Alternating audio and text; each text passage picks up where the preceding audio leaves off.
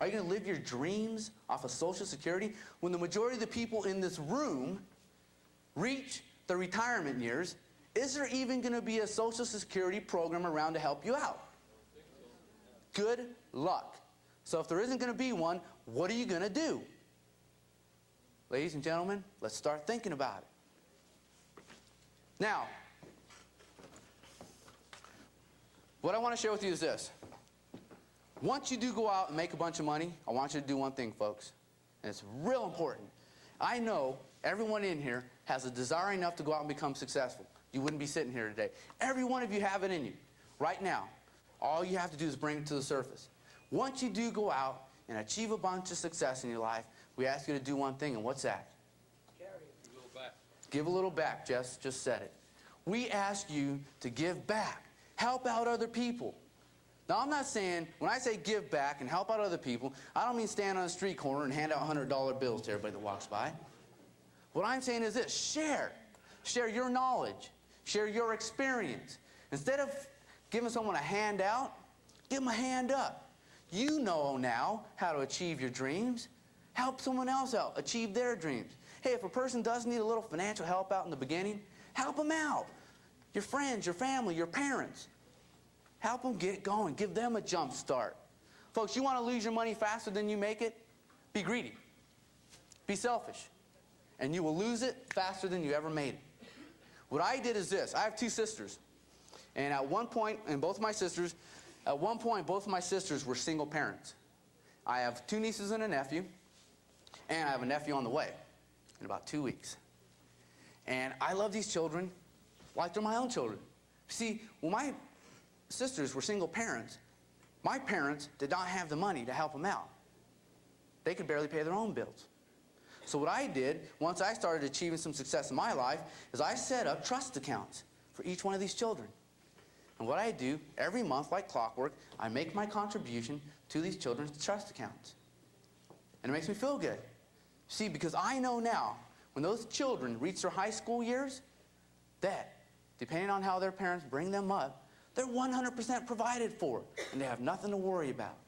Right now, one of my nieces and one of my nephews are now at school age, and I've been fortunate enough to be able to put these children through a private school so that they do not have to be exposed to the problems that we see in our public school system today. And it makes me feel good. It's knowing that I have a direct effect on the well-being of those children that makes me feel good. And I love doing that. My parents, like I explained, folks, they don't have a lot of money. You know, what little they do have is barely getting them by. But at one point in their life, they were fortunate enough to be able to afford to buy a house. And they bought a house. Now, they're getting ready to retire, so what they did last year is they're selling their house, taking the money out of their equity, using that money as a down payment on a brand new house. This is their dream house that my parents are going to settle down in, they're going to retire in, they're never going to move again, right here in California. It had the backyard that they always wanted, a big backyard with a deck big enough to have their two dogs back there. Had the kitchen my mom always wanted, had the fireplace they always wanted, had the garage and the den that my father always wanted. I mean, this is their perfect dream house. And they're getting ready to move in. Matter of fact, they get their offer accepted on the house. They're in escrow. One day my mom calls me up and she starts crying on the phone. I said, Mom, what's the matter? She said, we're not going to get our house. I said, why not? I thought you had an accepted offer. She goes, we do. She goes, but we can't sell our house. It's here in California. Soft market. She goes, because we can't sell our house, we don't have money for the down payment on the new house. She said, there's a backup offer on it by another couple, and we have 3 weeks. If we don't come up with the down payment in 3 weeks, we lose the house. My parents don't know exactly how much money I make. I see them as often as possible. They have no clue. I said, well, Mom, how much do you need? She told me. I hung up the phone, drove down to the bank, got a cashier's check for exactly how much they needed for their down payment. I overnight expressed that check to my mother. And right now today, they live in their perfect dream house. Yeah.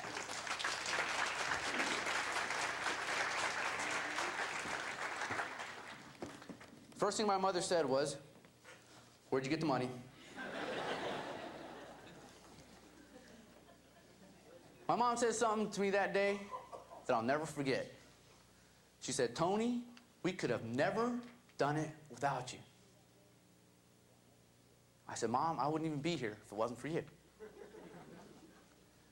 And right there that day, when she said that, I experienced what true success was all about. All the money in the world, all the houses in the world, all the jewelry in the world, all the vacations in the world, none of that can compare to what I felt that day. It's awesome. Yeah.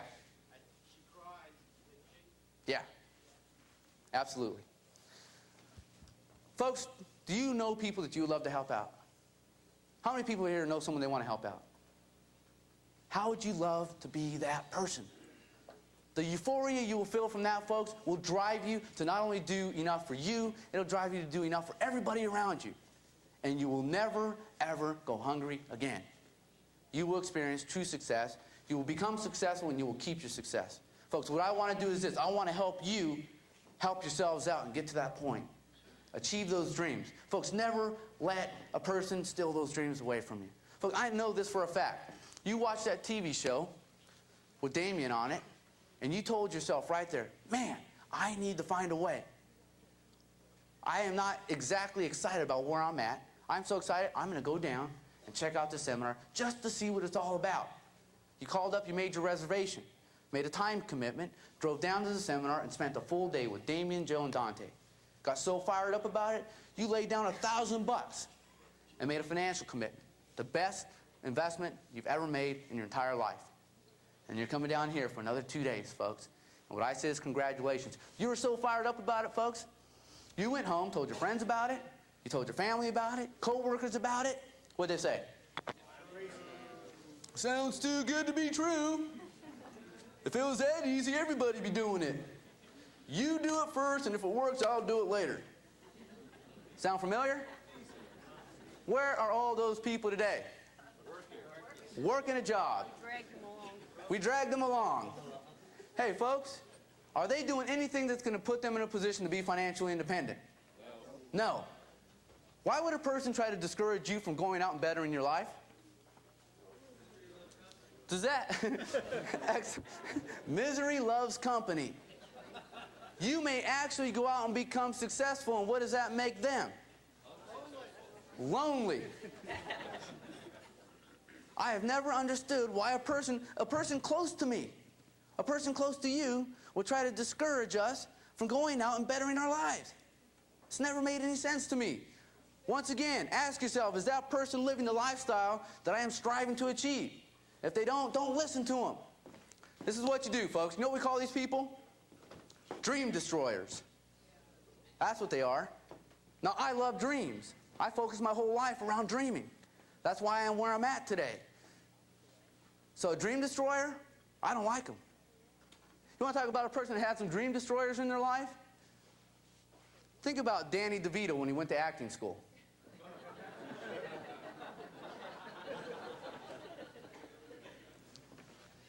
What if he would have listened to his dream destroyers? Where would he be right now?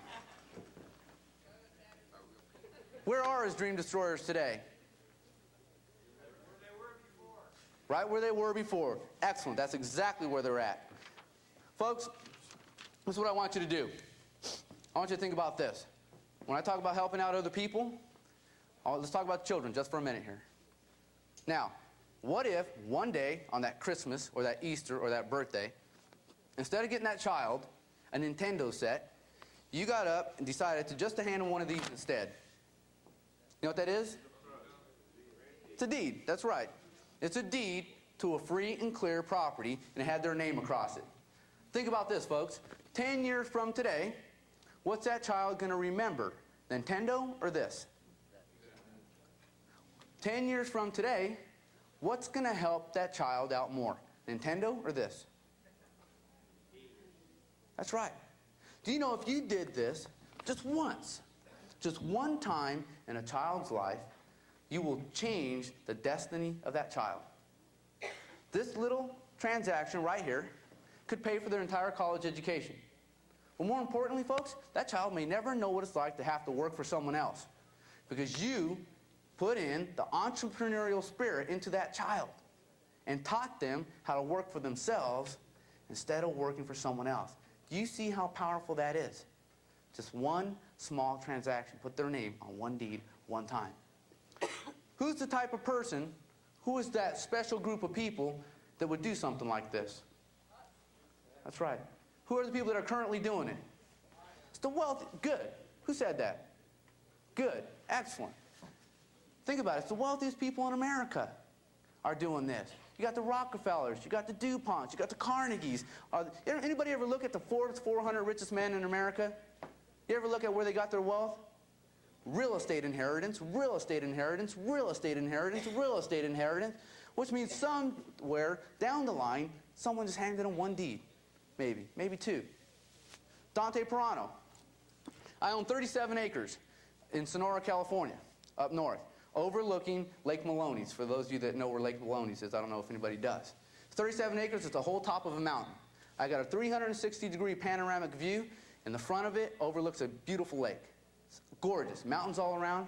And right next door to me, there's another 37 acres, comes down the hill, and it's up the other side of a hill. There's another 37 acres there. The gentleman that owns that other 37-acre parcel, his name is Dante Perano. Anybody know how old this kid is? 2.5.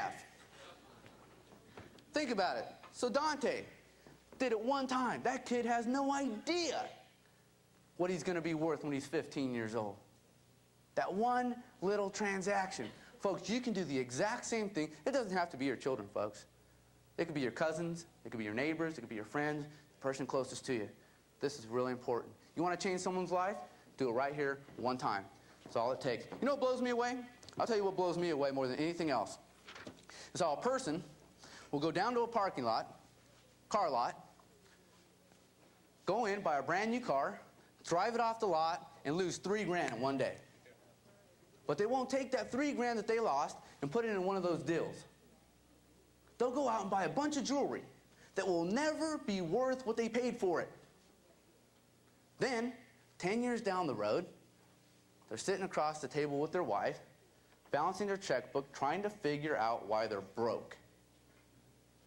But every single dime that they did invest, they invested into something that was depreciating, something that would lose them money the same day that they bought it. Does that make sense to anybody here? No.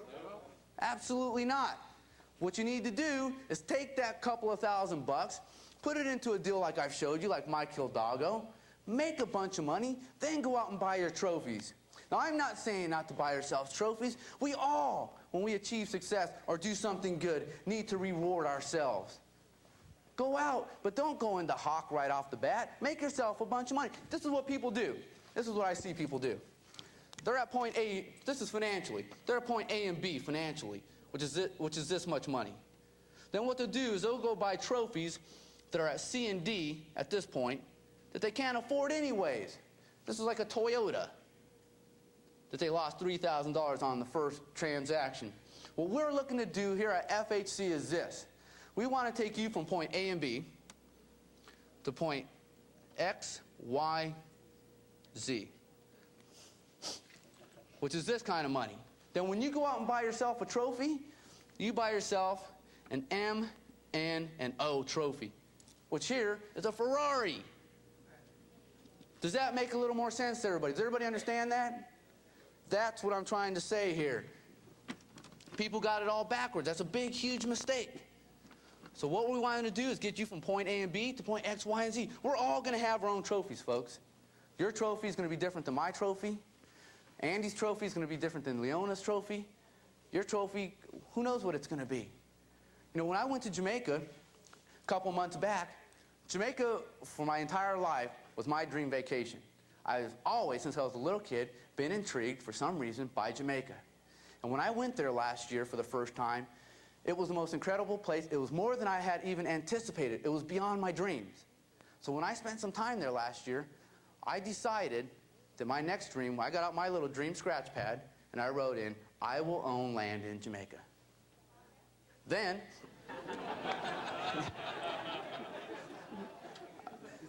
I'll let you help me. So this last time I went to Jamaica, I mixed a little business with pleasure. I decided that I was going to start looking at some land there. I spent the first 3 days, every single day, with a real estate agent and an attorney, driving around looking at all these different land parcels all over Negril and the surrounding areas. Didn't see anything I liked. Nothing really grabbed me. Fourth day, we're driving around. They drive me up to this parcel of land. We drive up, and it's on the left-hand side, and I'm crossing my fingers that that's it. And when we get there, it goes, you got to walk up a little hill, and then it's just 1 full acre of just plush land. Grass about this tall, not too much shrubs on it or anything. But when I stood there and looked across the street, what I saw is this. Grass about 3 feet high, all green, just lush grass, goes out for about a half a mile. Half a mile out, there's this huge mansion house, and to the right of the mansion house are these huge green mountains, trees and shrubs, and it's just gorgeous, peaks and valleys. Over to the left-hand side, over this direction, there's just nice green rolling hills. Now, when you walk to the back of this property, what you get to is you go down a valley, and it bursts back up into green mountains, and at the back of the property, when you look out in this direction from about here to here, you have a full view of the ocean. This is the most incredible property I had ever seen in my entire life. I shook the attorney's hand. I shook the real estate agent's hand. I had no idea what they were asking for the property. And I said, I'll take it. And I bought it. And I own it today. But I wanted to see one thing. There was one thing that I was missing, and I wanted to see the sun come up on this property. And what I did was I got up early in the morning before sunrise, and I drove myself out to the property. And I just kind of sat there waiting for that sun to come up. Now, it's first thing in the morning, so everything is full of dew. It's incredible. So when that sun started coming up, you know that big orange glow that the sun has when it first comes over the horizon? It's coming up over the horizon, and it's hitting all this dew. And it's just all glistening. And I turned around to look at the ocean just about the time the sun was starting to gleam down on the ocean. It was the most incredible sight to this day that I had ever seen. I just sat there and I thought to myself, it's like being in a dream, waking up, and you're still there. It was reality. It wasn't a dream anymore. And I just sat there and I thought to myself, wow, this is really mine. And it was incredible. And that was one of my trophies. Today, folks, it's not my trophies that are important. It's not how I feel when I accomplish something. It's how are you going to feel? Think about the things you wrote down today, folks. These things are powerful. Everything you've written down. All the things that you want. Imagine yourself actually accomplishing them. Living them. How's it going to make you feel? Think about it. That's what it's all about, folks. So your trophy is going to be different than mine. And every trophy that you accomplish, folks, is going to be a euphoric feeling from this day forward. Those trophies are so important. Your trophy could be putting your child through a private school. Your trophy could be buying your parents a house. Your trophy could be just helping out your brother or sister, have a new life, whatever. No, not a new wife. Have a new life. Well, someone might want to have them have a new wife. And that's what's important, folks. I want you to realize how important these dreams are. Because dreams are going to be your driving force to get you what you want. I'll talk to you about a young gentleman that had some dreams. This kid right here. That little kid's name is John Lee. Now, John Lee was very, very fortunate in the sense that he had extremely wealthy parents. And John Lee's parents put him through 5 years of college. He graduated last year as an engineer. Right out of college, he got a job. He lives in San Francisco, California. He got a job working for a large engineering company in San Francisco. Right out of college, at 23 years old, this kid is making $32,000 a year. Goes to work, works 2 months, and decides he hates his job. Sees the TV show on TV, comes down to the seminar. Puts down the $1,000, comes to the follow-up. Comes home with his box of books, sets them on the table, and tells his parents, I'm quitting my job and becoming a full-time real estate investor. What do you think his parents said? Get out. John Lee was fired up. Did exactly for John Lee what we did for Mike Hildago, what we did for Matt Hazard. We gave him a deal that he could participate in with Dante and I. Cost him $3,500 to get started. Now, John Lee bought the property. You know what he's showing you right there? His deed to his first property. That's when he closed his deal. Now, what he did was he put up the $3,500. Now, what John Lee didn't tell me is he didn't have the $3,500. What he did was, on Monday, he went down to his credit union, got a cash advance on his credit card for $3,500 and sent it to me. And that's how he got his first property. I teamed John Lee up with our marketing staff. They put a powerful marketing program together. They put ads together. They put newspaper ads together. They put portfolios together on the property that he invested into. He invested into one of the properties in San Antonio, Texas. He invested $3,500 into that property. He turned around. He sold his first property for $7,000 cash. Boom. Took him 2 months. Took that $7,000. Does he have a strategy now that he knows works? Yeah. That's right. Does he have a list of investors because he's been placing ads? Yeah. All John Lee started doing was flipping land to his investors. Now, it took him till August of last year. He took all the money he made from February to August, and he bought this.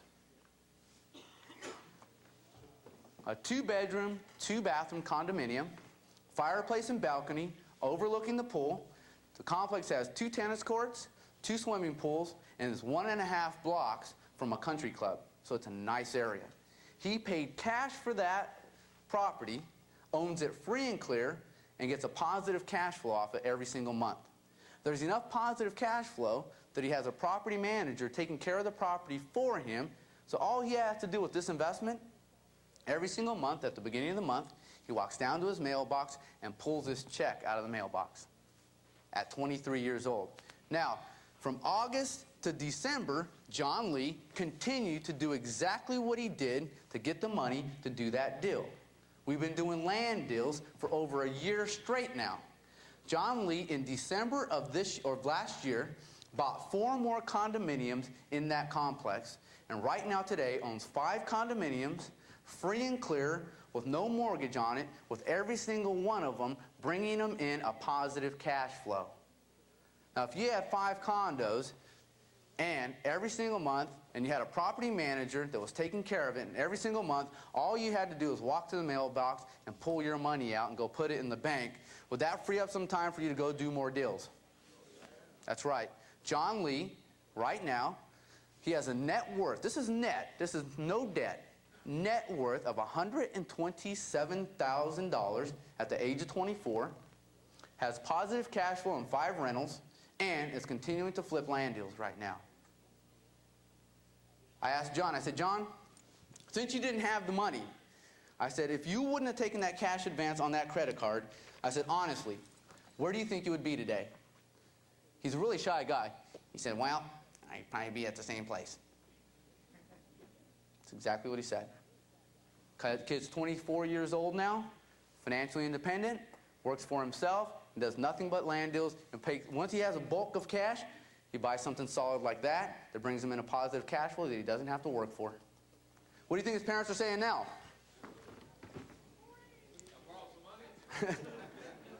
Yeah, come home. Right now, John Lee's #1 investor at this point is his parents. His parents are now doing land deals with John Lee. Think about it, folks. If you proved that you could do this with one small transaction, just like John Lee did, do you know people that would be willing to go into business with you? All it takes is one small transaction to prove that it works, and you will have unlimited investment capital. My job here is to make sure that you prove to that person or to yourself that this will work and let's all make some money together. That's what it's all about. Folks, I don't care where you're at in life today. I don't care who you are, where you're at. I don't care if you're eating a half a sack of oranges just to get by. Anybody can do this. Hey, if little John Lee can do it, he's an engineer. He has an engineering background. Did he know anything about real estate? Nothing. He's 23 years old, broke, had to cash advance on his credit card to get started. But look where he's at. Did he go out on a limb a little bit by doing that? Yeah. Where'd he get him? That's right. Don't forget that, folks. Anybody can do this. Let me talk to you about these individuals right here. This is Lisa Kroll, Patrick Kroll, and Lori Boyce. Lisa Kroll and Patrick Kroll on the far right, and they're married to each other. And on the far left is Lori Boyce, and she's twin sisters with Lisa Kroll. Now, I'll tell you their situation a couple years back. They live right outside of Seattle, Washington. When I first met these individuals, this is where they were at. Lisa and Patrick Kroll had been previously married to other people, went through divorces, lost everything, and got married to each other, and had just filed bankruptcy. Lori Boyce, 2 years ago, was going through a divorce, still to this day is going through the same divorce, living with a bankrupt sister. Lisa Kroll, Lori Boyce at the time, both unemployed. Patrick Kroll has a job that he gets paid on a daily basis. He's a professional diver, which means he dives into the ocean, scrapes barnacles and whatever off the bottom of ships. He also dives down to the bottom of the ocean and collects clams or oysters or something. But Patrick Kroll is a little bit overweight and is having trouble with high blood pressure at the time. Now, for those of you who don't know a whole lot about diving, and I don't either, but from what I understand, high blood pressure and diving down to the bottom of the ocean don't mix. They tell Patrick Kroll, if you keep diving down to the bottom of the ocean, one of these days, you're not coming back up. You're going to die. High blood pressure and diving down there does not work. Number one, the water's way too cold and the pressure down there. But it's the only way that they have, the only source that they have to put food on their table. Now, I am telling you the story of these individuals. What I am telling you here today, folks, is what they will allow me to tell you. Their story goes way beyond that, and their problems go way beyond that. But where they're at right there is enough. They said, Tony, they came up to me after the workshop, they said, Tony, we don't have 3,000, we don't have 5,000, we don't even have 1,000 to get started. What can we do? They scraped up the $1,000 to join the program, but they didn't have a few $1,000 to get started in a Jumpstart property. They said, what should we do? I said, you guys need to make a commitment to me, and more importantly, you need to make a commitment to you. And what I want you three to do is do whatever it takes and take however long you need, but do me a favor. I can get you the most phenomenal Jumpstart deal if you can just save up about $3,000. So, Lori Boyce got a job, Lisa Kroll got a job, Patrick kept diving. They came up with $3,300. That's how much they came up with. Lisa and Patrick Kroll came up with $2,500. Lori Boyce saved up $800. They called me up and said, Tony, we're ready. So this is what happened. They sent me this letter. Dear Tony, just a note to let you know how successful we've been. We turned $2,500 into $45,000 of net worth. That's our first transactions. Since Lisa and I have been following your course, $10,000 has been turned into over $200,000 of net worth. The best example of success is Lisa's sister Lori. She's a single mom trying to make it on her own. She started a year ago with only $800. Now she has built her net worth to $150,000 by following your land buying guidelines. Thanks again for sharing your knowledge with us and being a fair, non-greedy person. Can you guys figure that out? $3,300 between the three of them turned into over $350,000. Folks, if these individuals can do it, no one in this room has an excuse why you cannot do the exact same thing. If I told everybody in this room today that 1 year from today, if you follow the same strategies, you too, all you'd have to do is come up with $3,300, and you too would have 1 year from today $350,000. How many people would do it? If you didn't have the $3,300, would you find it? That's exactly what they did. They didn't have it, but they found it, and that's why they're where they're at today. You know where they're at today? Well, last April, unfortunately, Lisa Kroll suffered a massive stroke, and they thought she would not live. She came out of it, did not keep her down. In December of last year, she started negotiating a 52-unit apartment complex in Dallas. In January of this year, it closed. They now own a 52-unit apartment complex, and it brings them in over $6,000 a month net in positive cash flow. What if, folks, they wouldn't have come up with that $3,300 just to get started and generate some capital? Lori Boyce on the far left, she now owns a fourplex in Seattle, Washington, lives in one of the units, rents out the rest of the units. She owns it free and clear with no mortgage on it. That's where they're at today. You're talking people that were broker than broke, less than zero, bankrupt, divorced, health problems, unemployed. Ladies and gentlemen, if these individuals can do it, can you do it also? You got to be able to do it. What I want you to think about is this, folks. I've talked to you about some very, very powerful young individuals. Chris Cake, Lisa Kroll, Patrick Kroll, Lori Boyce, John Lee, Brian Smith, Matt Hazard, all of these people, Mike Hildago, all of these people had not one advantage on anybody sitting in this room here today. All of those people sat exactly where you are sitting today. And they all had an opportunity to invest their money where millionaires currently had their money invested. They all had the opportunity to receive the type of returns that millionaires receive, to get paid when a millionaire gets paid. They all did one common thing, and what was that? They took action, that's right. Do you know that in that same room, there was a group of people that for whatever reason made a decision to not get started? Where do you think those people are at today?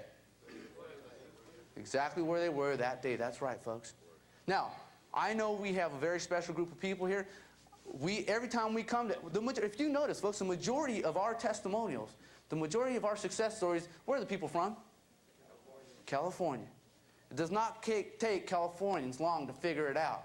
Does not. You guys have seen too many people make too much money in real estate right here in your own backyard, haven't you? Right. Your whole life. We all have.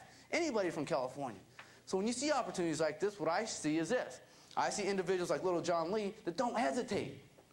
Rather than question it, they do it. And that's why they're where they're at today. But there's another group of people, folks. There's a group of people here sitting here today that are going to say, you know what, Tony, you're right. If I don't get started today, folks, if you don't get started today, when are you going to get started? That's right. Tomorrow? When's tomorrow? What happens tomorrow? Tomorrow? What happens tomorrow? Tomorrow? You'll tomorrow yourself till you're broke again. This is a situation. There's a special group of people in here I know are going to take action. And because you take action, you will end up exactly where they're at today. You will join that elite group of people, that elite club that we call the self-made multimillionaires of America. But there's, for whatever reason it is, folks, and I haven't been able to figure it out in all the years I've been doing this business. There's a group of people in here, please prove me wrong, but for whatever reason, will make a decision to not take action. 1 year from today, that group of people will remain in the exact same club that they've been in their entire life, which is called the average American earning the average wage. Where do you want to be 1 year from today? That's your decision, folks. Whatever decision you make is a decision that you're going to live. Period. You want to leave like little John Lee? John Lee could have left $3,500 in the bank. 1 year later, how much further would he be ahead? $100? Let's say $100. Cash. 1 year later. Pull out your dream list. Get out, go down to the car dealer. Say, I want that Excalibur. Here's my down payment. I made $100 this year. Go down to that private school for your children. Go into the tuition office and say, hey, I'm putting my child through school this year. I made $100 last year. Go find that dream house. Walk into RE/MAX and say, you know what? I want that house up on the hill. Here's my down payment.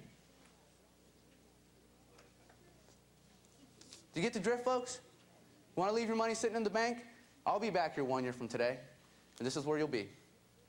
Good luck. Folks, you know where I want to see you? You know where I want to see you? Right there. Right there, folks. Let me flash your picture up on the screen. Let me read your testimonial letter and let people know where you started and where you ended up. How many people have an interest in doing that? Hey, folks, you know what? And it doesn't have to be my screen. You don't have to be up on my screen if you don't want it. Be on your own screen. What I'm saying is this. Take action and get a reaction. Folks, you want to make a return on your money? You got to invest it. You cannot get a return if you do not invest. Does that make sense to everybody? It's impossible. You just can't do it. How many people want to do a deal? How many people want to do a deal? How many people want to do the best real estate deal we've had to offer this entire year? Remember I told you we made one acquisition this year? Okay, we've made one acquisition this year.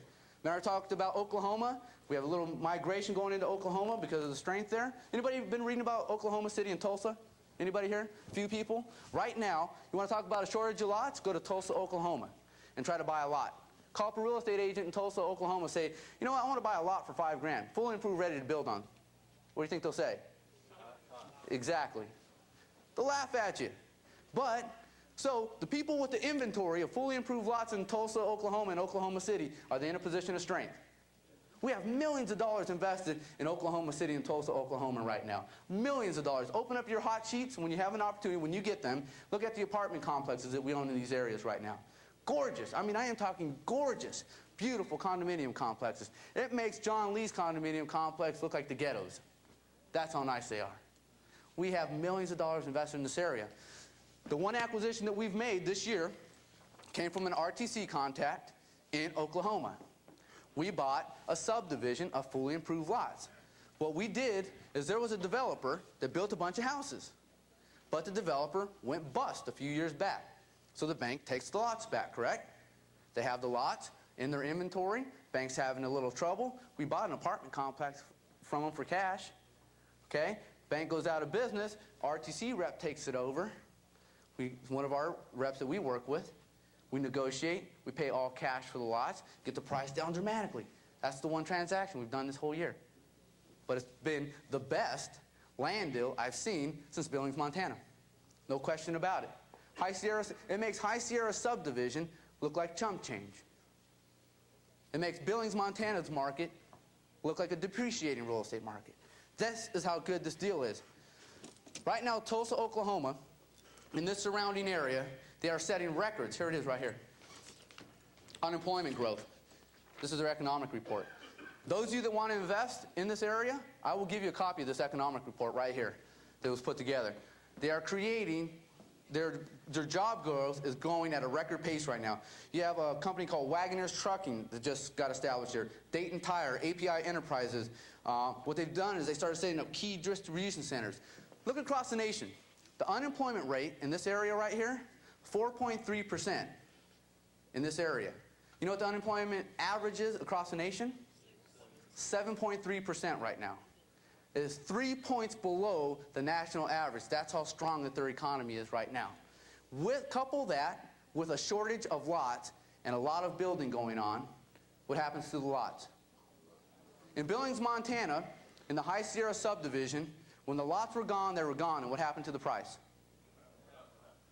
What did it go up from? 3,000 to what? 15.9.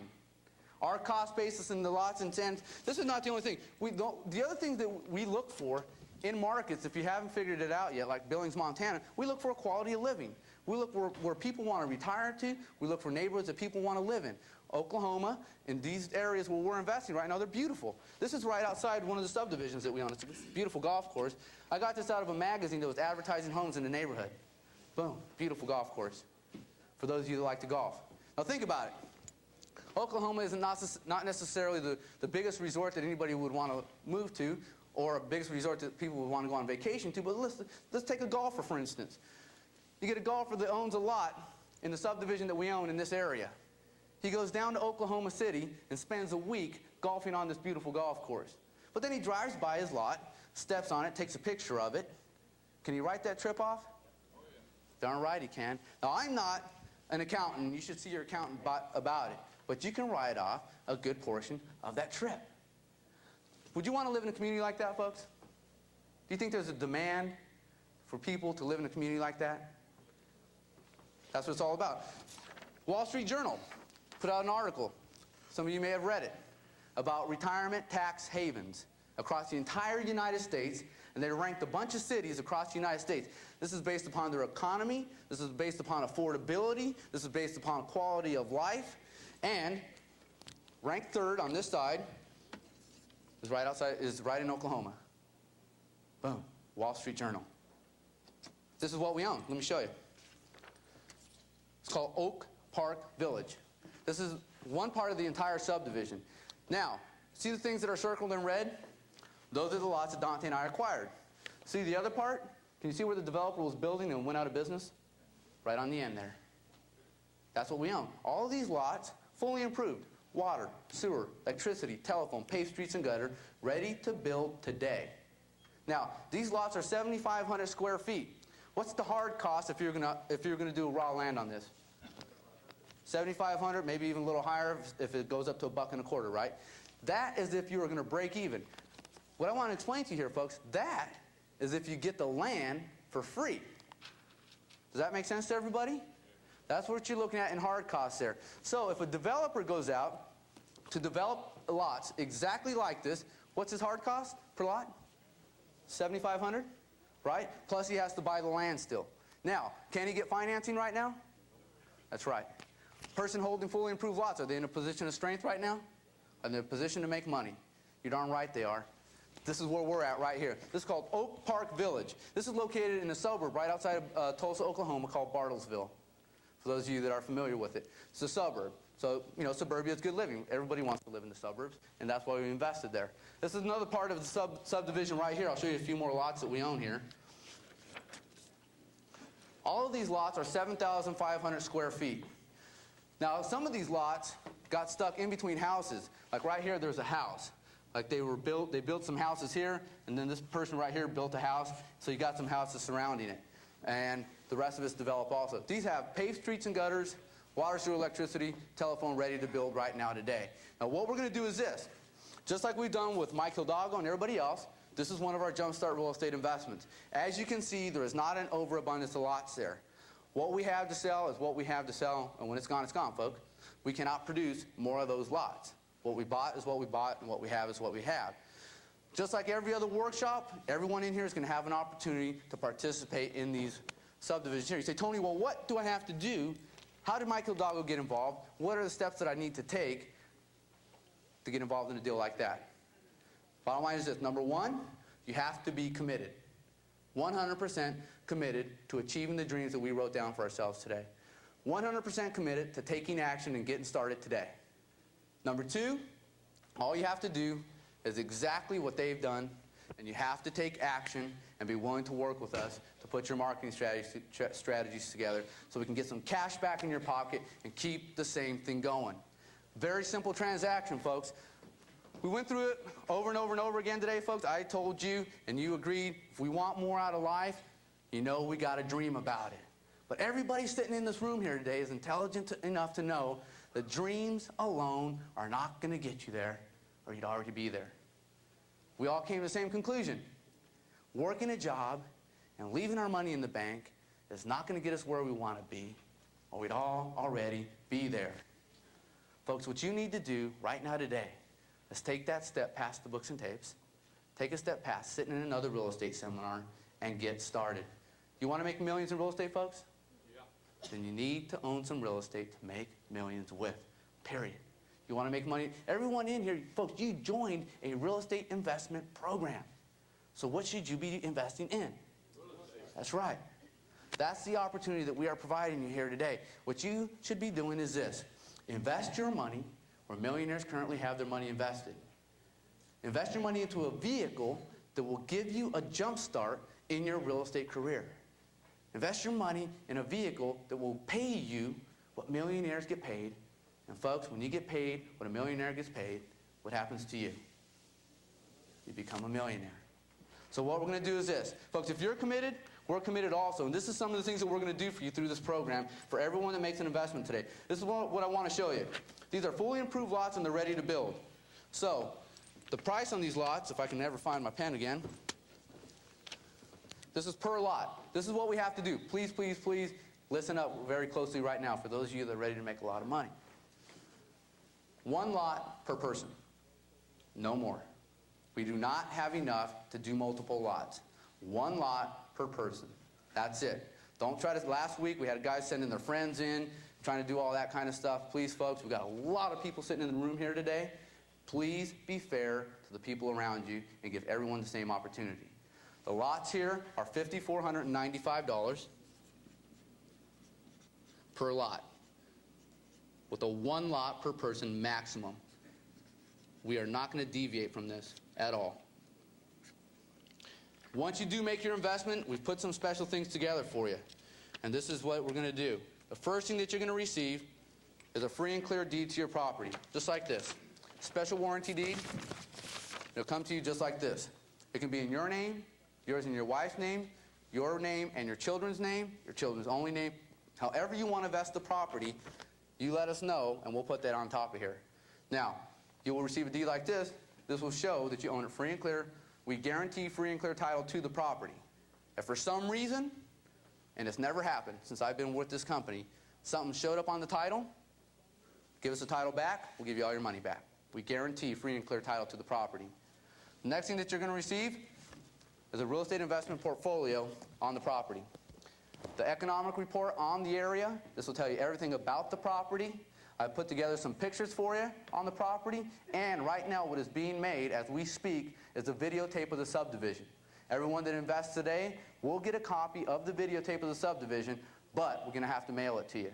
But when you're marketing your property, let's say you're the type of people in the room here today that want to do exactly what John Lee did. Work with our staff back at our office as far as marketing is concerned.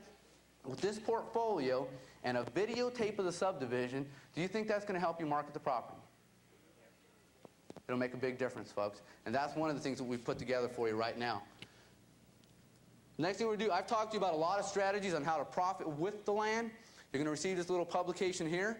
This is called 101 Ways on How to Profit from Land. What this book will do for you is, besides the strategies I've talked about today, it will give you 101 additional strategies on how to profit from land. Everything from using your land as the down payment for a house, using your land as the down payment for other real estate, borrowing against your land, using your land on your financial statement, trading your land for services, trading your land for a car. It will give you 101 different strategies on how to profit from your land parcel right now. And you'll get this today also. Next, what you're going to receive is a book written by Dante Perano. And what it is called How to Buy Land Dirt Cheap. Those of you that make a bunch of money, or right now today, want to start going out and doing your own land acquisitions, this is what it's all about. I talked to you about auctions. All of my auction contacts are right in this book right here. All of the strategies that I use for bulk purchasing the land, how to analyze and inspect it and find it, are all right in here. It's a step-by-step guide. It's one of the most powerful land acquisition manuals I've ever seen. It's what I work out of on a daily basis. This book, you can't find this in a bookstore. This will not be in your package. This book goes to whoever makes a decision to get started today and make their first investment. You will get this book. We will work closely out of this book together. Next thing is this. Folks, on your first transaction, do you think it's important that you make money? Would it be important, or would it make you feel more comfortable if we guaranteed it? How many people would be willing to take action if we could guarantee you making money? Now, folks, we can't necessarily guarantee that you make money, but I'll give you this guarantee, and listen closely. Invest in this property today. Work the property for 6 full months. 6 months. Every day for 6 months. If, for some reason, any reason, this is unconditional, you decide that this property is not for you, you call my office, you speak to myself or Yvonne, you send me back the deed, we send you your money back minus the processing fee of the deed recordation. $100 total. Is that fair enough? Folks, I don't know what else we can do. If we are willing to deed you over a property and let you work that investment for 6 full months, it could be 5 months and 3 weeks into the deal. You make a phone call to my office and say, Tony, I do not want this property anymore. I will take that property back and give you all your money back. Why am I willing to do that, folks? what's going to happen in that 6-month period of time to that property? It's going to appreciate, correct? This is one of the fastest appreciating real estate markets in the entire nation. I hope you give me the property back. I'm still waiting for some high Sierras to come back. That's going to be the opportunity. Now, as you can see, we do not have an overabundance amount of property available. Now, did Dante explain to you? Now, Dante said on your first hot sheet property, he told you about the hot sheets, correct? If you invest into a hot sheet property, didn't he say he'd give you your $1,000 back that same day? Okay, this isn't a hot sheet. I did talk to Dante about it. How many people would feel more comfortable doing this today if I gave you your $1,000 back today? Good. That's what we'll do. $5,495. Those of you that have put up the $1,000 with Dante will take off the $1,000. We'll bring it down to $4,495. Fair enough? How did everybody? I don't know. Last week he did it. Did he do it this week? Did he give you guys a coupon? He gave you a coupon for $1,000 off your first transaction. Want to do it here, or you want to save it? You want to do it here? Help you out? Okay, if you have the coupon with you, make sure you hand it to one of the gentlemen in the back, and we'll take off another $1,000. This is a fully improved lot, ready to build, available on a first-come, first-served basis for $3,495. Water, sewer, electricity, telephone, paved streets, and gutter in one of the most phenomenal dynamic markets in the entire nation. 7,500 square feet. Does that help everybody out? Okay, first come, first served basis. Tell you what, who's ready to take action right now? I want to see some hands. What are the taxes on it? Taxes are running on this property right now about $65 per year. Now, I want to show you something. This is something I'm going to do. Hey, can I get hey, Paul, can you wait at the back table for me? I got something special I want to show you about taking action. Who's ready to take action right now? I need someone's hand. Who would take action if I gave him $500? I'll tell you what, the first one that gets up here to me gets $500. All right, hang on, Jerry. Okay, what I want you to do, go to the back and see Paul. He's going to give you $500 off the price. Let's give Jerry a hand.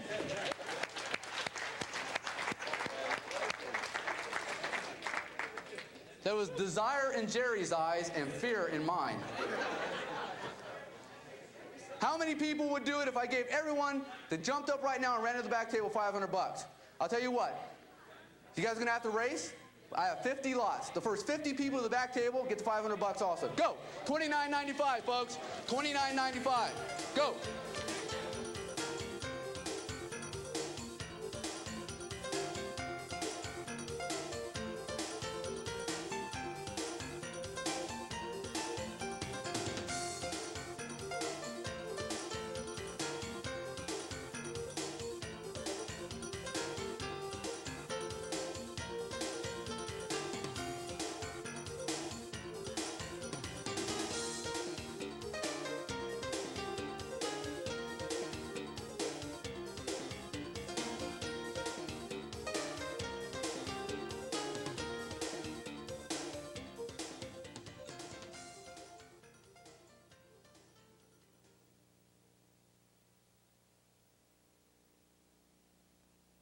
Now, what I like to do in the purchase contract is teach it as though we're going to write a contract or write the purchase agreement to develop the contract to sell to someone else.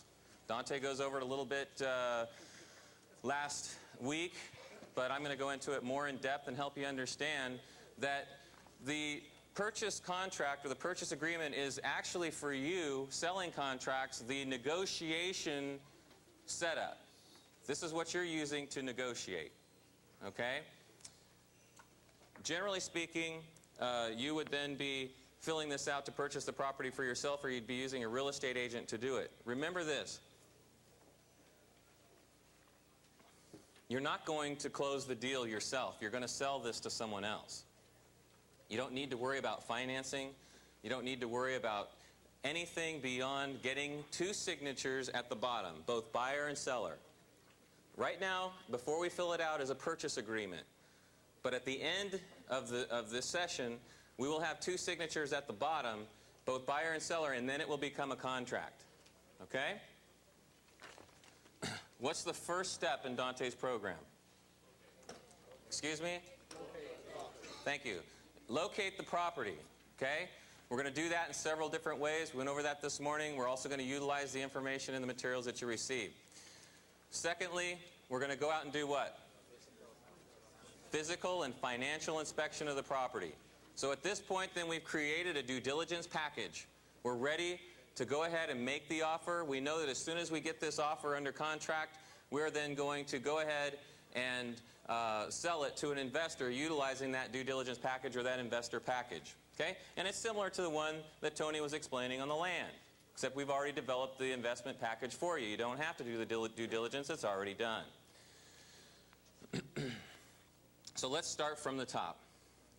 On the top line, it says received from. Please put your name, not write in, just write in your name, but I mean it would be your name, your personal name at this point, and or assigns. And or assigns. You may also use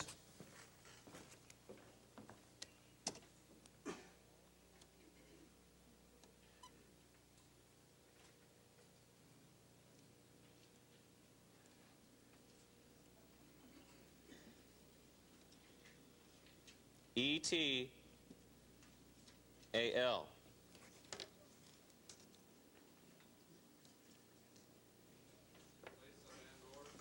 You may put that in place of and/or. Dante teaches it as and/or signs. I don't want it to defeat what Dante says, because what Dante says is generally rule. However, in the recent past, we have found that ETAL is a more legal term, and a lot of people don't catch it in the contract. It's more legal, so it means, what it means is and others. Okay, it's a Latin term for and others. ETAL. Yes.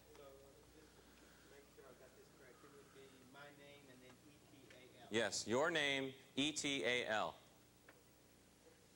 Or and or assigns. Either way. What does it do for you?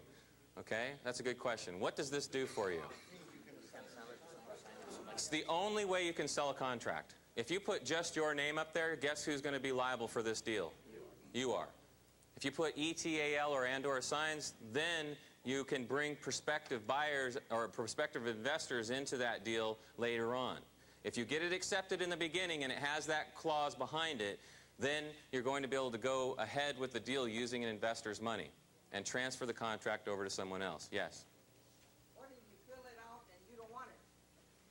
Then throw it in the garbage can. I mean, you present it to them. And they accept it. You're liable. If what? If you present it to them and they accept it, and then you say, well, then you back out of the deal. Yeah, I mean, we're going to get through the contract. I'll show you how to do that, okay? Let's go one step at a time, folks. Let's fill it out one step at a time. Let's not get ahead of ourselves. One question in the back. What's that? Okay, if you're a real, he says, does it make a difference if you have a real estate license? No, but you remember, if you're a real estate agent, you know that you have to disclose the fact that you are. Okay? What? You have to tell them you're a real estate agent. We went through that this morning. Okay, we went through that this morning. First line, your name and or signs or ETAL. Second line, hereinafter designated as buyer the sum of, what I want you to put in today is promissory note. Promissory note. A promissory note can be found at Kinko's Copies or at your local stationery store or office supply store. And that is spelled P-R-O-M-I-S-S-O-R-Y. Promissory note. Today, for selling contracts, I would like you to put that in there. All right? Normally, you would put the sum of your earnest money deposit. An earnest money deposit shows that you are serious about completing this contract. So if you have an earnest money deposit, let's say you have an additional $1,000 and you'd like to put it up to show more validity to your contract, you may use the $1,000, put that in. But for those of us who have no more money to spend, we just spent our last $1,000, we just bought our first piece of land and that wiped us out, whatever, we're going to use promissory note today, okay, on that line. That's on line 2.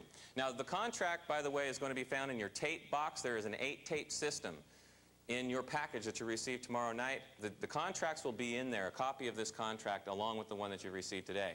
However, because it's only a negotiating tool, you can also purchase real estate purchase agreements at Kinko's, your office supply stores, or anywhere else that they provide them.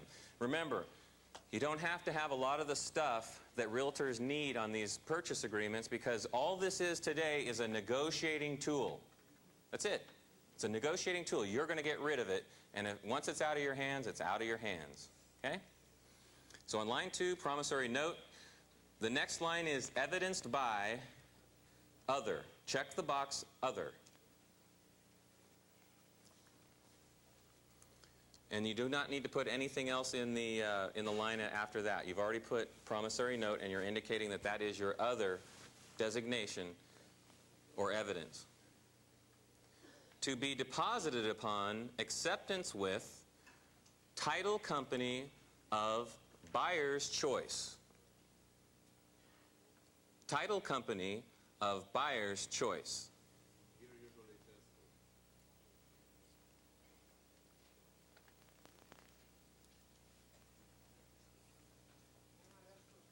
Whatever you'd like. Okay. Escrow company of your choice. You're only negotiating the deal. If it goes into title company and it's supposed to be an escrow company, they're going to tell you to change it. That's why you can be a moron and do this business. I'm no college graduate, folks.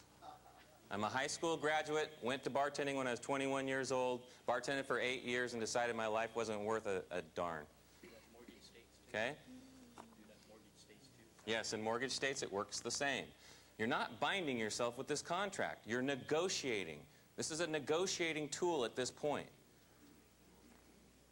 You're putting the groundwork together for the person with the money. As soon as the person with the money sees what you've written in here and they want to change it, they certainly can. Or at least we can put in the right terms and the right agenda. Okay? But as soon as it's accepted, we're set. All we need to do is get the legal terms down, but you're gone after that. All right? Does everybody follow what I'm saying? Please say yes, okay, say no if it's not, if you don't understand. Please say no. There are no dumb questions in this class. Okay? Okay? Acceptance with title company or escrow company of your choice on account of the purchase price of, whatever the purchase price is, you want to write in the number right next to that line. If it's $100,000, put the number $100,000 there.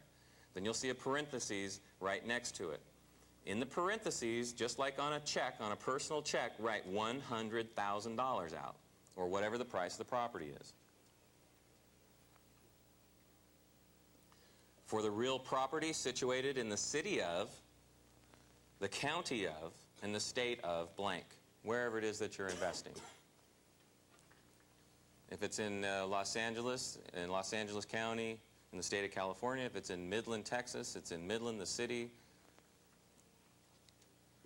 the state of Texas. Okay. Described as the physical address of the property.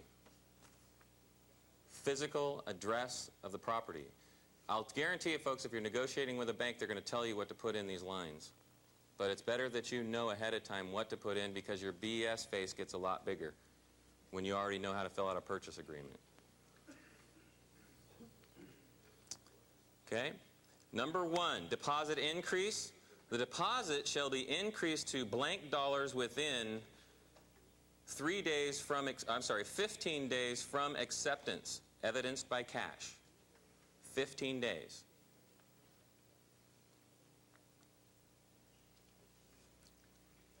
Now, if you want to do a deposit increase, that is going to be to your benefit, because if you do find an investor who doesn't want to put all the money up right away but is willing to put that $1,000 earnest money deposit together, then you've got 15 days to come up with $1,000, or maybe you know where to come up with $1,000 in 15 days. What it does, though, is it buys you some time. One of the things that I want to explain, while we're going through this contract, and like I mentioned before, time is of the essence, timing is everything. Therefore, the formula is time plus money equals power in your contract. Time plus money equals power in your contract. Now, what do we mostly have in this formula? Time, right? Most of us have plenty of time, but not enough money. It says time plus money equals power. I've written it up there so I can't lower it. What's that? Yeah, the deposit increase is when, so you have no money. You're using a promissory note to make the offer. So the promissory note is what you're saying. You're saying, well, I promise to pay this much money in 15 days. Okay? So when you get through your inspection period, which we'll fill out at the end of the deal here, we will go through how to get through the 15 days. What it is a short enough period of time, and I'll go back to the question. The question is, what was with the deposit increase? Well, the deposit is going to be increased because you haven't put anything up on it for 15 days. 15 days is a short period of time. Normally, you would put 30 to 60 days in that line. Okay? 30 days would be probably the more apt time to come up with a deposit increase because you've already put down $1,000. Now they want another $5,000 down in the next period of time. Does everybody follow that? So what you're doing, because you have no money, is you're saying, I promise to pay a certain amount of money in 15 days. And that's where the deposit increase comes in. And now you're saying, okay, in 15 days I'll give you $1,000. So you're delaying the actual earnest money deposit. Now, if I put nothing in there, it's going to take my power away. If I put 0 in there and I'm not willing to increase it in 15 days, it's going to take my power of being able to purchase that away. I'm not going to be able to go into somebody and convince them that I'm going to be able to close the deal if I can't put something in there. All right? Generally speaking, depending on the property, you're looking at a $500 to $1,000 earnest money deposit on contracts. But since we have no money, we're using a promissory note. That promissory note says, I promise to pay $1,000 in the next 15 days. Okay? Prorations. Rents, taxes, interest, and other expenses of the property to be prorated as of the date of recordation of the deed. Security deposits, advance rentals, or considerations involving future lease credits shall be credited to the buyer. Everybody know what prorate means? Okay? So what happens is if there is deposit, let's just say if there's a deposit on property for rents, let's say, $500 deposits on properties. Eventually, if a new apartment building, if that apartment building is being sold, or that duplex or triplex is being sold, the deposits on that money don't go with the owner of the property. They go with the new buyer of the property. So they have to be transferred. So they will be prorated based on whatever they agree on in the contract. Okay. 3 is closing on or before a specific date. If you want it to close on a specific date, then you put a specific date in that line. Or within 30 days from acceptance. Is that normal? What do we... 30, 60? Okay, put 60. Whatever you want. I want to get this thing over with. I want some money, because I'm hurting. Okay? Days from acceptance, whichever is later, both parties shall deposit with an authorized escrow holder all funds and instruments necessary to complete the sale in accordance with the terms hereof. Thereafter, any party, including agent, may disclose the terms of the sale. What that is saying is, it is not public information until there's 2 signatures at the bottom. Therefore, none of you have the right to go out and tell anybody about your negotiations at that point. The representations and warranties herein shall not be terminated by conveyance of the property, escrow fee to be paid by the seller. Remember, if I put in a contract, if I deposit a contract into escrow, I'm sorry, if I'm creating a contract and I take this purchase agreement and I get an accepted offer the first time out, I'm going to be bummed. If it's a $100,000 property and I'm offering $50,000 and it's accepted the first time out, I'm going to be bummed because I want a counteroffer. If I don't get a counteroffer, then that means I didn't negotiate the contract very good. That means I could have got it for maybe $40,000. Who knows? So when I put the seller paying for everything, am I going to get a counteroffer? Absolutely. The seller's not going to pay everything. But what it does is it confirms the fact. See, what you want to do is you want to get down to the bottom line price. And the bottom line price will come with the contract as long as you throw a lot of other contingencies in there. If you throw other contingencies in there, it has nothing to do sometimes with the bottom line price. So what we want to see is how much can we pay for this thing, where are we going to be, and then we'll knock off all those other little fees. When we knock off all the other little fees, we know how much we're getting the deal for right up front. We know whether we should pursue it or not pursue it. 4, physical possession. Physical possession with all keys and garage door openers shall be delivered to buyer upon recordation of the deed. Now in box 2, the only time you would check that is if, in fact, let me read it out first. After recordation, but not later than midnight of a specific date, unless seller has vacated the premise prior to recordation, seller shall pay buyer blank dollars per day from recordation to date of possession and leave in escrow a sum equal to the above per diem amount multiplied by the number of days from date of closing to date allowed for delivery of possession. Said sum to be dispersed to the persons entitled thereto on the date possession is delivered. Let's put this in plain English. The people have sold their house to you, however, they don't have anywhere else to live. The husband's transferring to the East Coast and the wife has to stay there, whatever the situation is. They have nowhere else to go, so you agree to rent the property to them for a period of time. That's where the midnight of blank comes in. So that's the date that you're looking for. You know to put a date in there. What's that? You don't have any idea what date to put in there. Doesn't matter. It's going to come back on a counteroffer. They're going to say, oh, wait a minute, my wife doesn't have anywhere to move or we don't have anywhere to move. Would you be willing to rent from us? That might be the only contingency in the contract. Okay? The question was, how do we know what date to put in there? Because we may not have negotiated that when we're making the offer. Very well could be. But we want that to come back as a counteroffer to say, hey, look, we need a place to live. Okay, so on the midnight of whatever day you want them out there, that's the day you want to put. Then it says, unless seller has vacated the premise prior to recordation, seller shall pay buyer. I want you to put $1,000 a day in there. Anybody know why? You want them out. Okay, you want them out. Are they going to get out if you charge them $1,000 a day? Get out. They're going to get out. You're not kidding. I'm leaving, I know that. $1,000 a day. I can move back to Maui for $1,000 a day. Okay? 5, evidence of title in the form of a policy of title insurance. It's the only box I want you to check. And it is to be paid by who? Seller. All right. You guys catch on quick.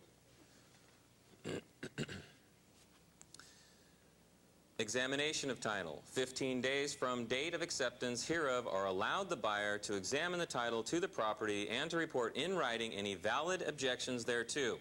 Any exceptions to the title which would be disclosed by examination of the record shall be deemed to have been accepted unless reported in writing within said 15 days.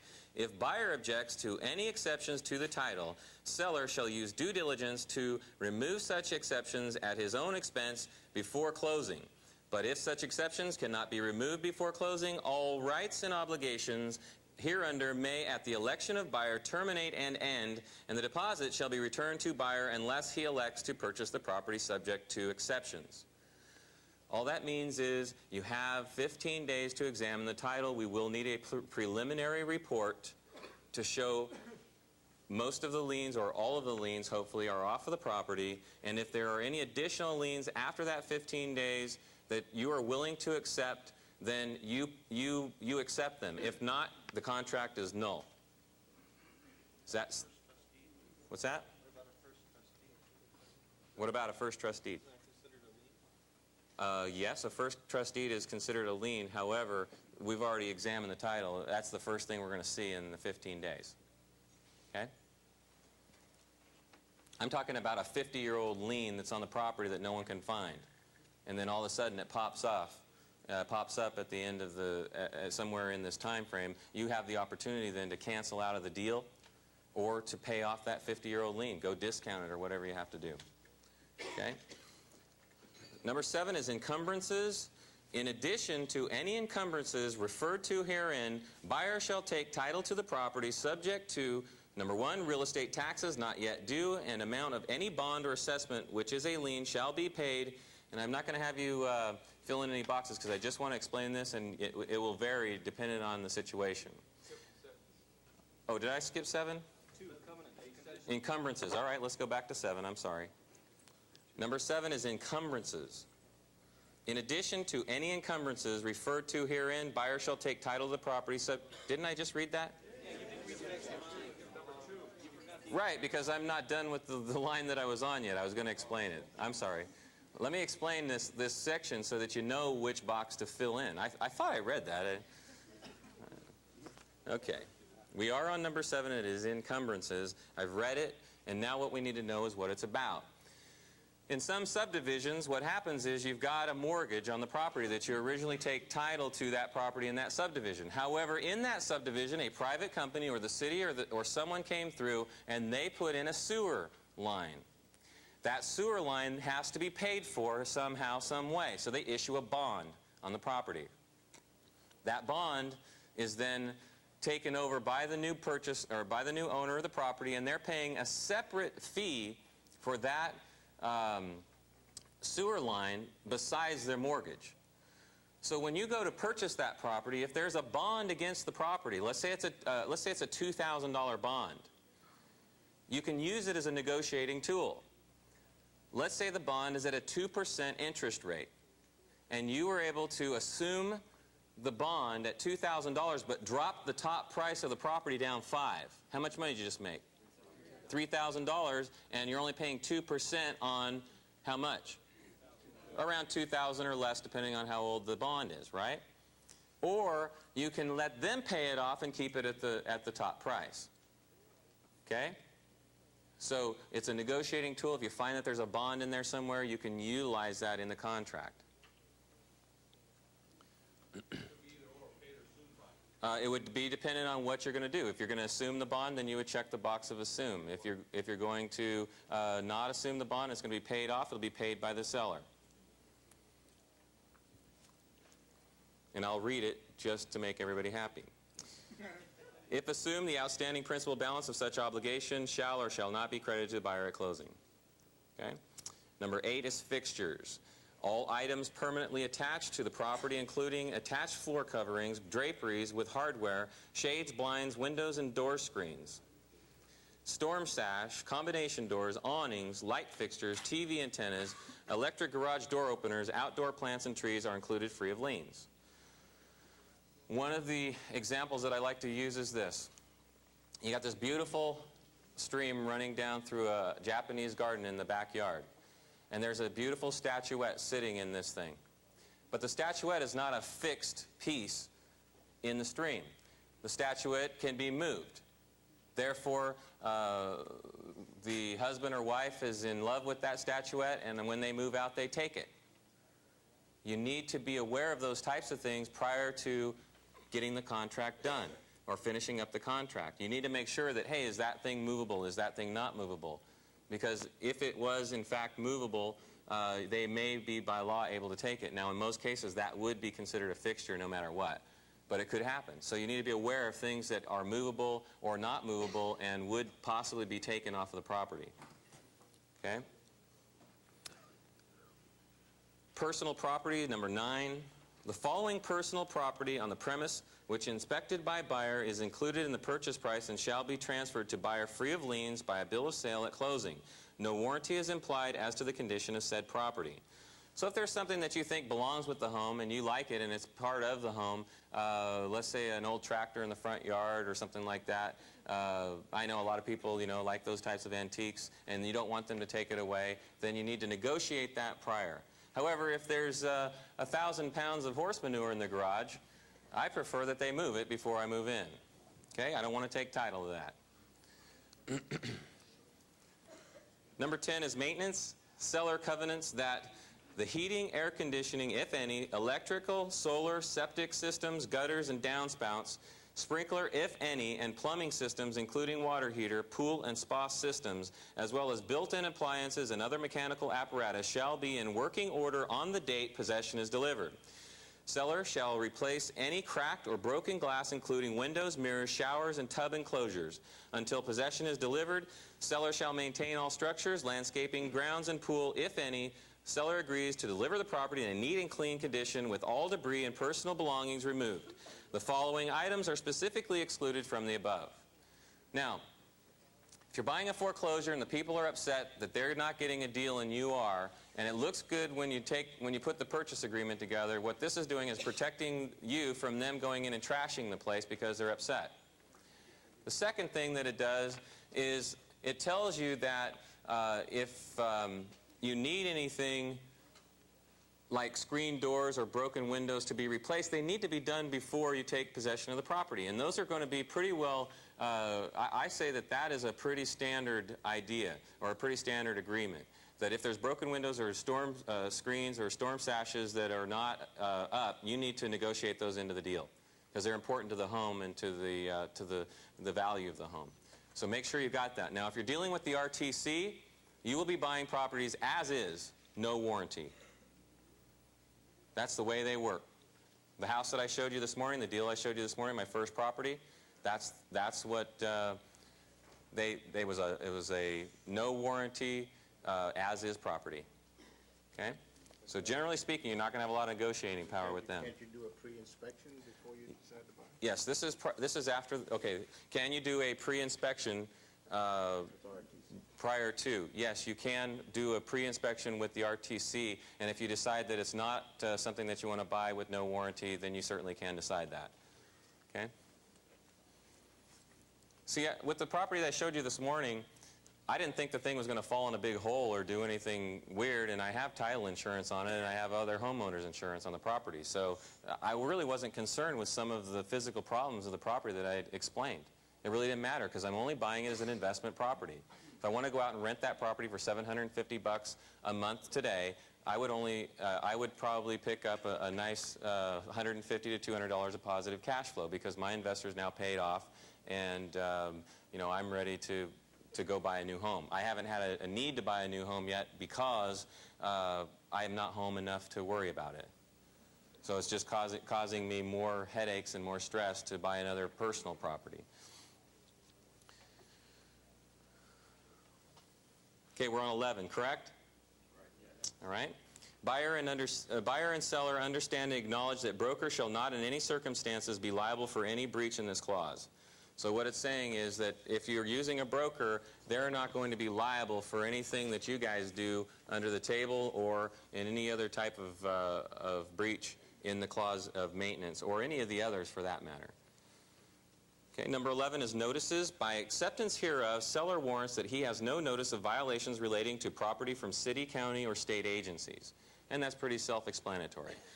Sometimes there's a garbage thing that hasn't been paid or a water bill that hasn't been paid, and as far as the buyer and seller, as far as the seller knows, there are none of those owed.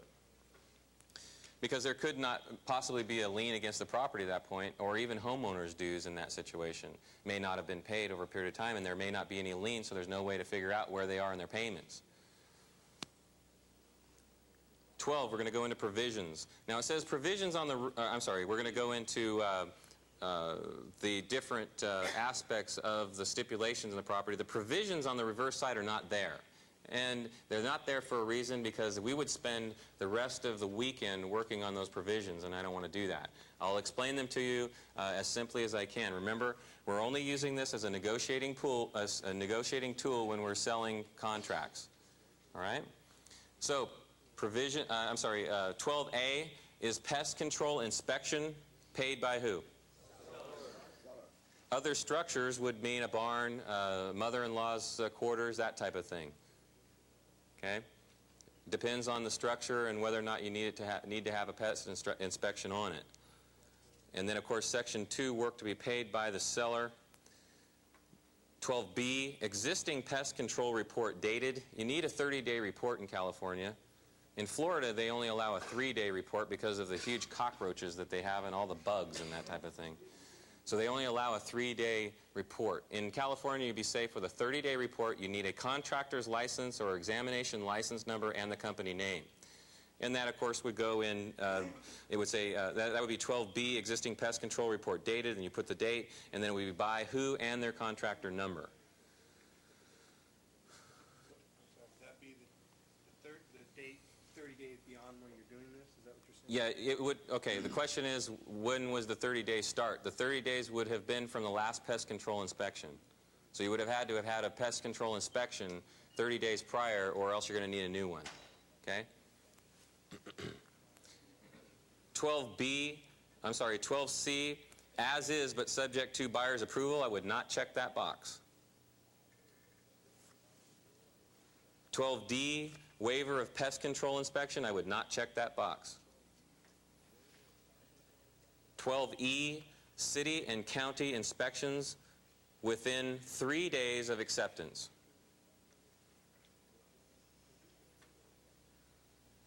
12F, if you are buying a condominium, check the box.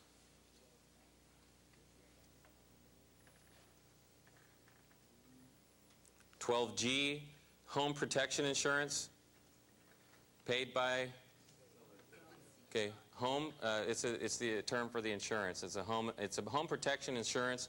What it is if you have a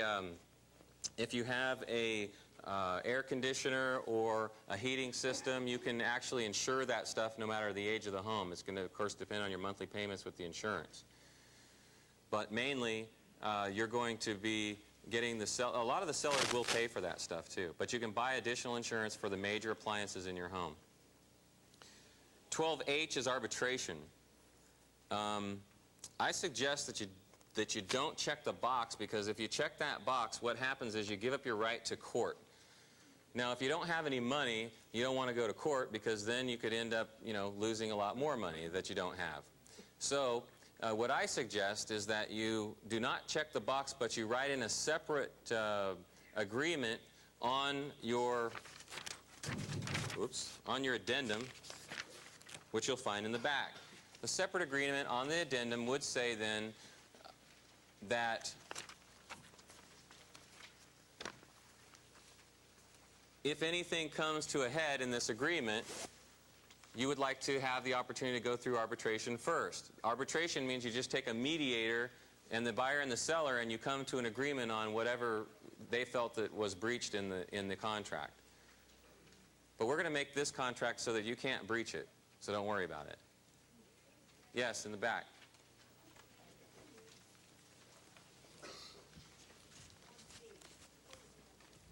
On G, that was home protection insurance, okay? And that's for any major appliances that you have, okay? And it's paid by the seller. Yeah? It's on 12, it says section, on A, it says section 2 work to be paid by, what does section 2 mean? Well, it says that's 12A. The question is, what is section 2? 12A is pest control inspection paid by the seller or other structures. If you have an additional structure on the property that you feel needs a pest control report on it, then the section 2 work, which is that piece on the property, is going to be paid by the seller also. Okay? Can you go back to that addendum? Okay. I'll go back on this stuff when we get to the end of the contract. Let's go through the contract first, and then I'll answer all your questions. We'll make sure. Just write them down as we go along, okay? Okay, so we're on 12H, which was arbitration. I suggest that you do arbitrate. However, don't give up your right to court, so don't check the box. Don't check the box. 12I, inspections of physical condition of property to be approved or disapproved within 15 days of acceptance.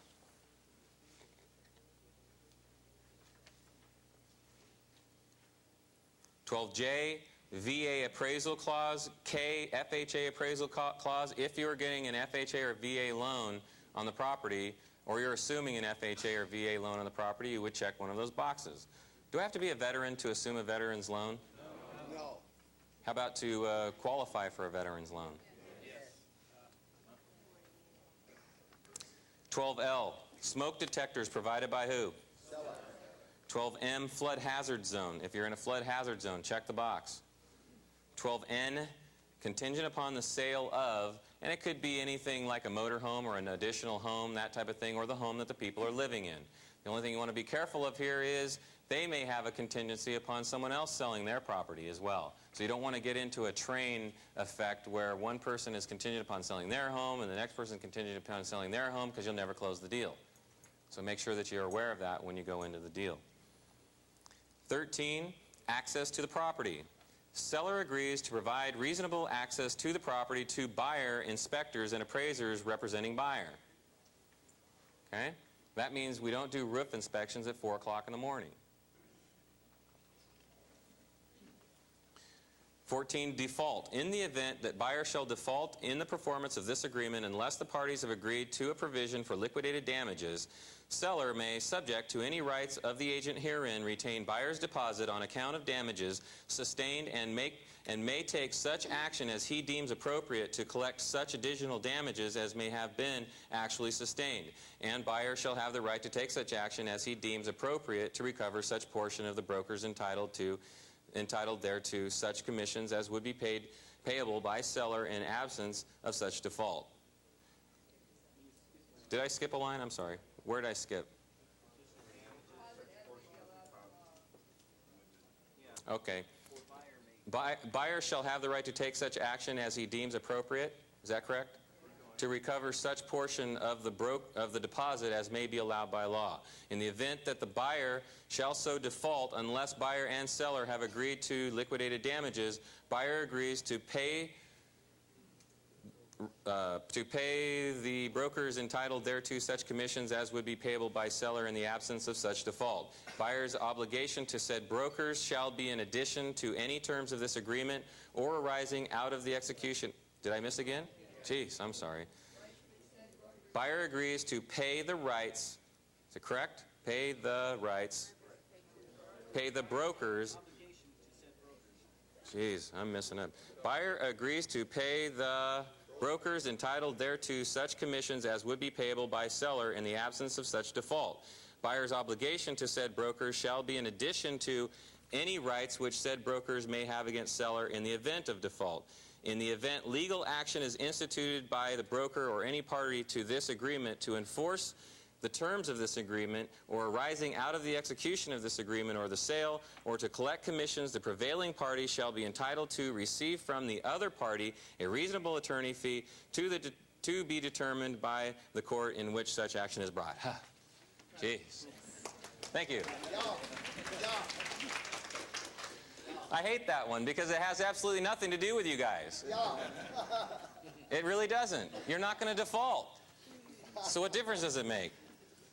But anyway, it's explaining to you that you could get ripped if you start putting money up against this stuff and you breach the contract. Okay? That's simple English.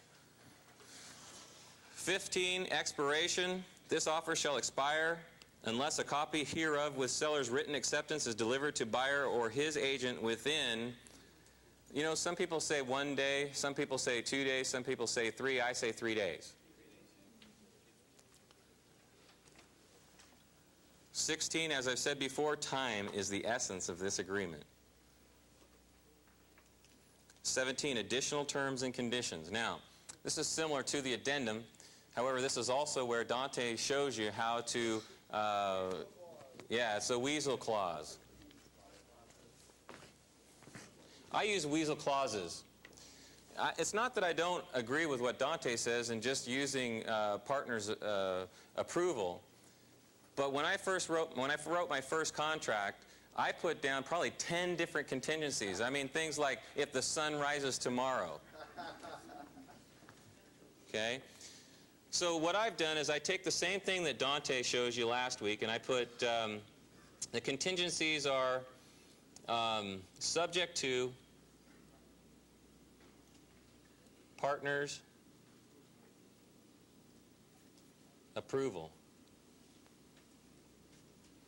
And then what I add to that is, and it's simple English, and this is the only one the banker was willing to accept, and that is this. Buyer may, at any time during 15-day inspection period,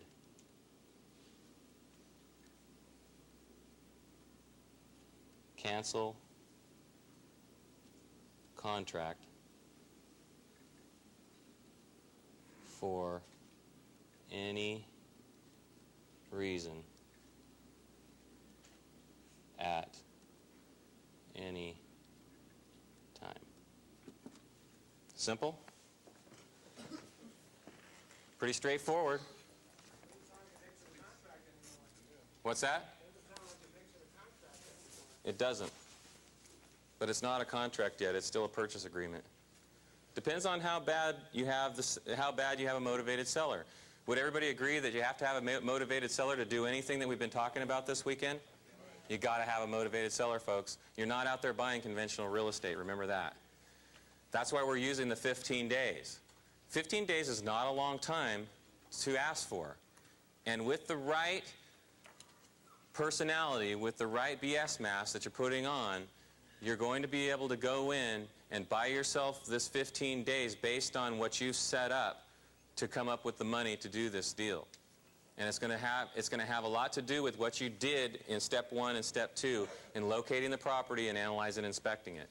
If you come to the seller with all the information that you've gathered and you say, I know your position and I'm working with some of my own money and I'm also working with some other investors' money and I want to put this deal together, but I just can't do it today because my partner's in Jamaica for 2 weeks or whatever the deal is, I need 15 days, but I'll tell you what, I'm so serious about this deal that in the next 15 days I'll come up with $1,000 or I'll come up with all the money or whatever.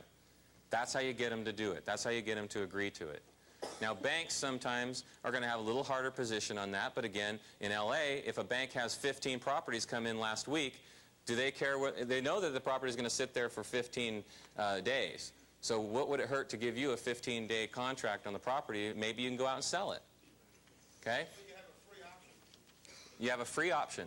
That's exactly what it is. It's a free option. And that's exactly what creating the contract is, folks. If you ever hear about an option, that's what we're creating. It's an option. Okay? Yes? Would it be of any benefit to have more than 15 days? It would be of great benefit to have more than 15 days. However, it's going to be tough to get 15 days on a promissory, or more than 15 days on a promissory note. Right. Remember, we don't have any money. We're giving to get. Huh? We're giving to get. We're giving to get. We don't want to put any money down, so we'll give them a short period of time. Right. We have no money. But we've got all the background, we've got all the BS mask on, we've got everything that we need. It's just a matter of getting the money. Now, what's the quickest we could close one of these deals? We got 15 days we've purchased, but let's just say we really want to be motivated. How fast can I come up with the money? Let's say I don't know anybody. I just found a couple $1,000 in a bag and I hopped out of the dumpster. I don't know one person, I got no money, but I want to do a real estate deal. How many days do I actually need to close the deal? 5 is what I figure. You could do it in 3, but I'll tell you it'd be tough. Because you got to be able to put an ad in the paper. And you got to create the contract. You got to create the contract. Then once you have the contract, you can put an ad in the paper. Please, folks, don't put ads in paper on property you don't own. If you do, you'll never buy real estate in California again. Okay? You may not buy real estate in the United States again. It's a Securities and Exchange Commission violation. If you don't own it or you don't have control of it, don't put an ad on it. That's why Tony's strategy is so important. Because you're buying property at a discount already, and you have now the opportunity to go out and create investor capital on something that you own free and clear. I have had a property that was listed for 6 months with a broker in Lake Tahoe, which I recently went ahead and purchased because I didn't sell it, because I was trying to get full purchase price on it, that I bought just for the loans. And the loans on it were $64,000. The property's worth $79,000. But I thought I'd see if I could make a quick profit on it in 6 months. What I did was I created a contract for on the property. I listed it with a broker because the people didn't want to pay capital gains. They were making too much money. So instead of paying capital gains, they gave me the property for the amount of the loans. Okay, so you don't always have to have a motivated seller because they don't want to make, because they're hurting. You might find motivated sellers because of other reasons. But I had that listed with a broker for 6 months and I didn't own the property because I had a contract on the property and I had control of the property. All right? Just the purchase agreement with both signatures of the buyer and seller. They would agree for me to list the property for 6 months. They didn't want to list it. They didn't want to have anything to do with it. They just wanted it out of their hair. So I went ahead and listed it for 6 months. I didn't find the buyer that I wanted, so I decided to go ahead and purchase the property for myself. And that's a completely assumable, no qualifying loan of $64,000, yes. Putting an ad would have to be disclosed under additional terms and conditions, or you don't have to disclose anything? I'm sorry? Would you have to put anything in this agreement in order to be able to put an ad on it? Okay, in order to put an ad on it, she's saying, would you have to put anything additional in the agreement? No, because you've already stipulated that you only want to purchase the contract for 15, or you only want control of the contract for 15 days. When I was doing it with the listing for 6 months, I put 6 months because the people were willing to do it. They didn't want anything to do with the property. Okay? So there's a lot of different strategies that you'll be looking at, but you can use it based on the amount of money that you have to put down or the amount of money you don't have to put down and how quickly can you find the money. I can find money in LA right now in 1 day, but I have to put an ad in on Sunday morning in the real estate section of the LA Times. And as soon as I do that, when do they call me? Sunday morning. It's a good deal. It's a hot deal. They're going to call me Sunday morning. Okay, so when they call me Sunday morning, I leave my answering machine on. I leave my answering machine on because I don't want to have to explain my deal over the phone to all these people coming in. Because maybe it's not located in LA, maybe it's located in Texas, maybe it's located in Arizona, maybe it's located in Nevada. So I don't want to have to get on the phone and try and sell my deal. It's the worst thing that you can do. Leave your answering machine on, ask them to leave their name, their phone number, and the best time to contact them. The first 2 ads I ran in the LA Times a year ago, I created over $6 million in real estate investment capital through private investment capital from individuals who had $50,000 to $80,000 a piece to invest. That's a lot of investors. My answering machine was so full that I ran out of tape. Okay? That happened in 1 day of running an ad in the LA Times on Sunday. Now I call them up on Monday morning and I say, now if you're interested in the deal, here's a little bit about what it's about. Let me send you an investor's package. When do I send the investor's package? Monday afternoon. How do I send it? FedEx, Overnight Express. They get it on Tuesday. They look at the package. When they look at the package, what do they see? They see a hot deal. If they want the deal, what do? They come look at it, right? They either fly out to look at it, or they send a representative out to look at it, or they look at the background that I have on it. If they want to buy it sight unseen, that's fine with me, but not very many investors are going to do that. If they do close the deal, I'd be glad to pay their airfare and their hotel fees, because I'm going to sell them a contract on the property. I'll take it out of the money I make. Okay? But, I mean, in Florida last week, I was telling people in Florida, advertise in the LA Times. What difference does it make whether you're in Florida or advertise in New York? What difference does it make where the investor is? If it's a hot deal and they're going to make money over a period of time, are they going to fly out and take a look at it or send a representative? Yes.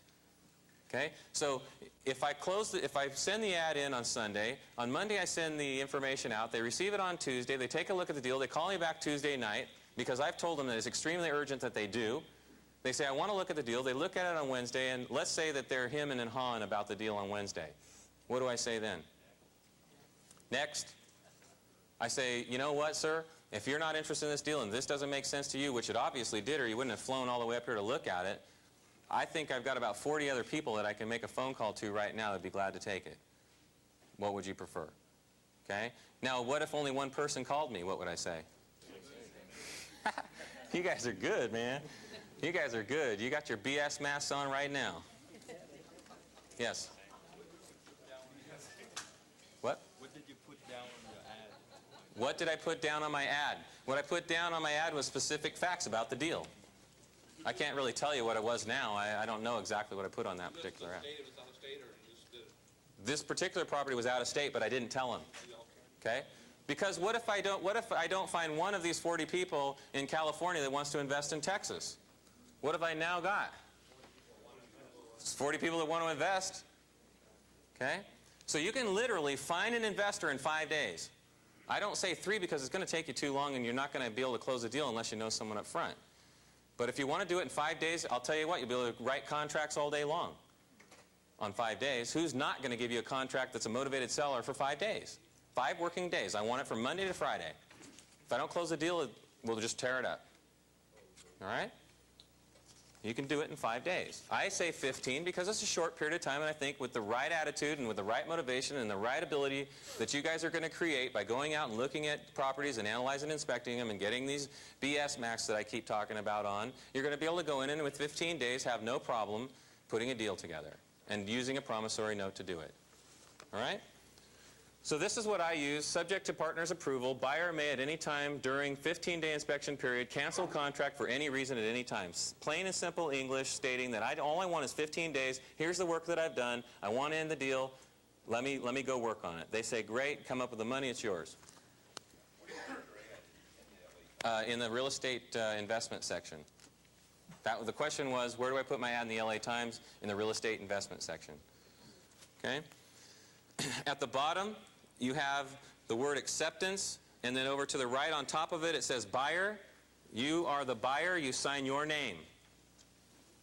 Even though it says and or assigns at the top, you sign your name. At the bottom, you need a signature from the motivated seller.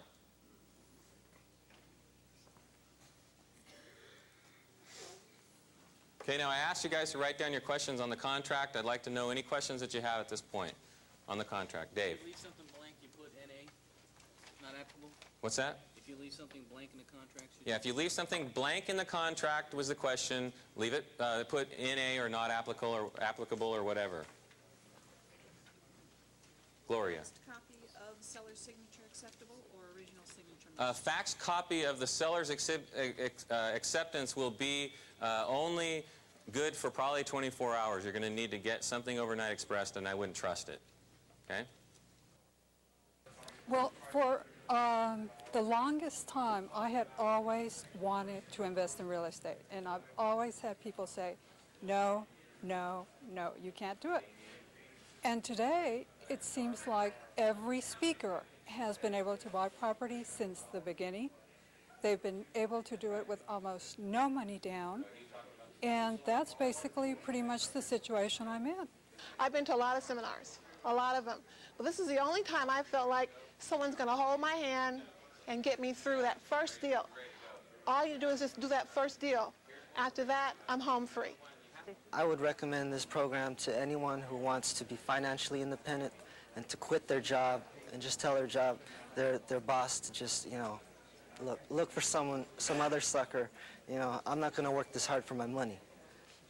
We got a whole lot out of this week.